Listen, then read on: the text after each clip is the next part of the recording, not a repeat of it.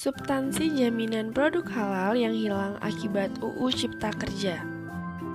Kelompok 9. Pada tanggal 5 Oktober 2020 telah disahkannya UU Cipta Kerja Omnibus Law yang menghilangkan sertifikasi halal dari LPPOM MUI.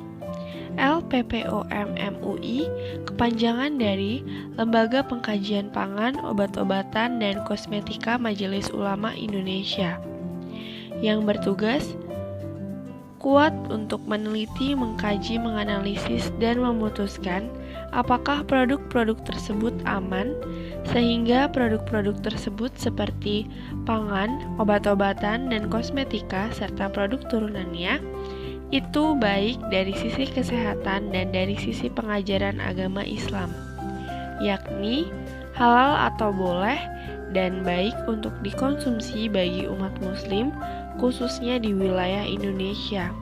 Selain itu, memberikan rekomendasi, merumuskan ketentuan, dan bimbingan kepada layanan masyarakat.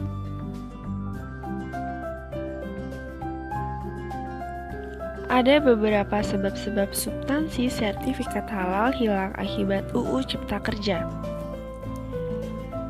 Yang pertama, kebijakan Self-Declare halal untuk usaha mikro dan kecil atau UKM. Artinya, UKM dapat menyatakan sendiri kehalalan produknya. Padahal, yang harus dipahami, halal sejatinya berasal dari hukum Islam yang memiliki aturan tersendiri dalam penetapan hukumnya. Artinya, pernyataan halal oleh diri sendiri bukan sertifikat halal. Yang kedua, dikatakan harus pakai prosedur untuk perusahaan menengah melakukan sertifikasi halal sehingga ada prosesnya. Tetapi LPPOM MUI lihat auditor itu sebagai saksi dari ulama. Karena ia saksi, maka harus ditetapkan oleh ulama dan ditunjuk oleh ulama. Di dalam UU JPH nomor 33 tahun 2014 diatur untuk menunjuk auditor ada tahapannya yang disebut sertifikasi auditor oleh ulama. Sekarang, setelah Omnibus Law Cipta Kerja disahkan, tidak ada aturan itu.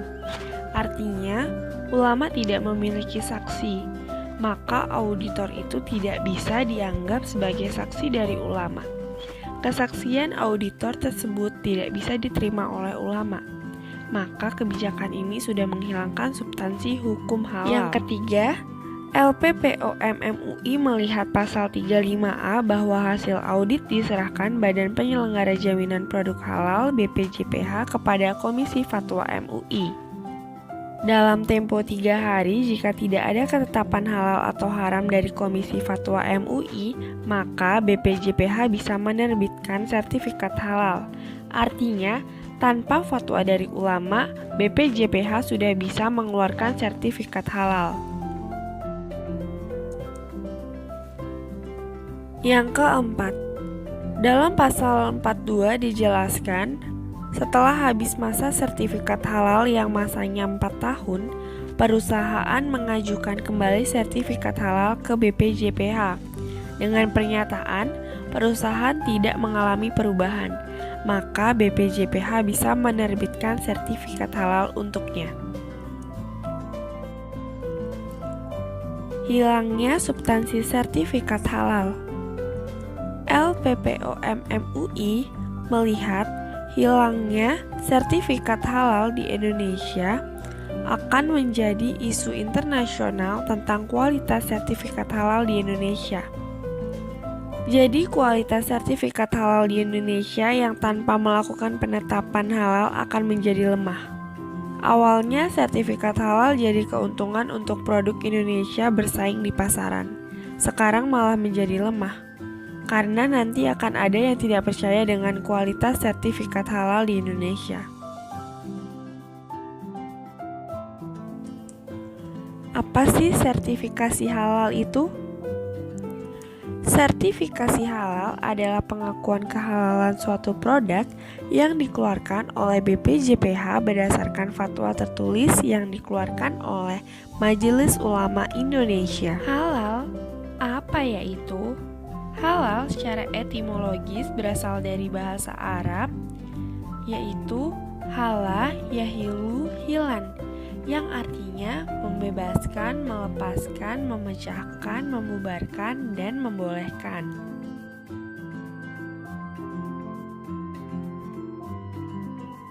Sebab kondisi hilangnya substansi jaminan produk halal. Bagi konsumen muslim, jaminan halal dari suatu produk atau jasa adalah suatu hal yang sangat penting. Karena mengonsumsi makanan yang halal adalah perintah agama yang sifatnya mutlak. Karena bagi kaum muslimin, Islam tidak hanya sekedar menitik beratkan pada aspek materi semata, akan tetapi Islam juga memperhatikan sesuatu yang berpengaruh terhadap akhlak, jiwa, dan perilakunya. Akan tetapi, penerapan ajaran Islam dalam peraturan perundang-undangan tentang pemberian jaminan halal pada produk makanan terdapat permasalahan. Masalah yang muncul ialah tentang pemberian label halal pada makanan. Hal ini disebabkan oleh faktor kurang tegasnya peraturan perundang-undangan yang ada dalam mengatur tentang penerapan label halal pada makanan sehingga masih ada produk makanan haram yang beredar di Indonesia.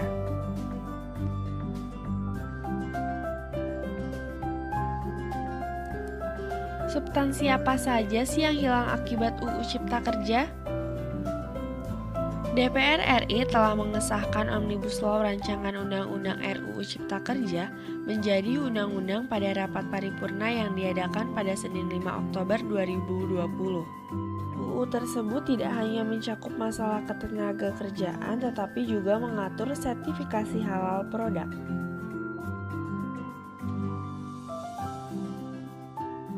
Beberapa substansi ada yang dihilangkan oleh UU Cipta Kerja ini.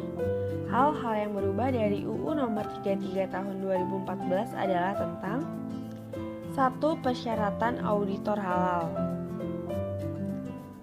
2. Cara memperoleh sertifikat halal. 3.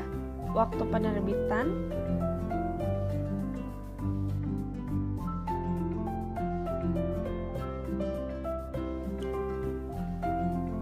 Dampak perubahan substansi jaminan produk halal dalam UU Cipta Kerja.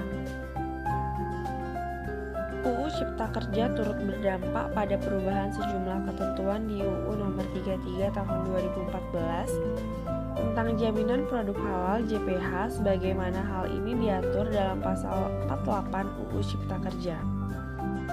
Alhasil, UU Cipta Kerja yang pada satu sisi memberikan kemudahan bagi pelaku usaha, nyatanya juga memiliki sejumlah kelemahan pada substansinya, sehingga berpotensi menimbulkan kerugian bagi konsumen produk halal apabila tidak disempurnakan melalui aturan turunan yang memadai. Dapat disimpulkan bahwa bagi konsumen muslim, jaminan halal dari suatu produk atau jasa adalah suatu hal yang sangat penting keberadaannya. Kehalalan suatu produk menjadi pertimbangan utama konsumen muslim untuk mengonsumsinya. Dalam pasal 48 versi UU Cipta Kerja yang dapat berdampak pada kebijakan legislasi halal produk impor menjadi lebih permisif terhadap pelanggaran kewajiban registrasi. Selain itu, penghilangan substansi jaminan produk halal dalam UU Cipta Kerja dinilai melemahkan peran ulama pada pasal 35A ayat 1. Yang menghilangkan kewenangan MUI untuk mengeluarkan dan menetapkan sertifikasi halal serta pengambilan alihan penetapan fatwa halal oleh otoritas administratif BPJPH tidaklah masuk di nalar. Dengan adanya beberapa permasalahan yang timbul akibat hilangnya substansi pada jaminan produk halal, menimbulkan kebingungan ini seharusnya pemerintah dapat mempertimbangkan usulan-usulan dari masyarakat maupun tokoh untuk mengkaji ulang UU Cipta Kerja yang sekiranya dianggap rancu tersebut. Sekian dari kelompok 9, kurang lebihnya mohon maaf. Terima kasih buat teman-teman yang sudah mendengarkan.